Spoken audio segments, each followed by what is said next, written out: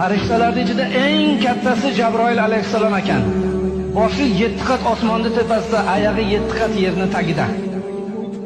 O'shanda zot 300 ta qanoti bor ekan. Qanotini yozsa yer yuziga qopqa qo'yib qolar ekan. Qanoti bir-biriga o'xshamas ekan. Xudoga aytdi: "Ey Alloh, mendan ham chiroyli maxluq yaratganmisan?" dedi. "Yo'q, faqat seni yaratdim" dedi. O'sha Jabroil alayhissalom shuni shukronasiga 2 rakat namoz o'qidi. Birinchi rakatida o'ng oyog'ini qo'yib, chap oyog'ini ko'tarib 20 ming yil turdi dedi.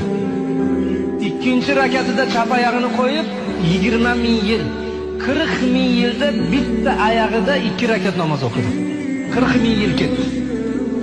Boshini sajdaga qo'yib: "Ey Alloh, ojizlikman qilgan ibodatimni qabul qil" dedi. Xudo aytdi: "Ey Jabroil, rost ibodat qilding, seni ibodatingni qabul qildim.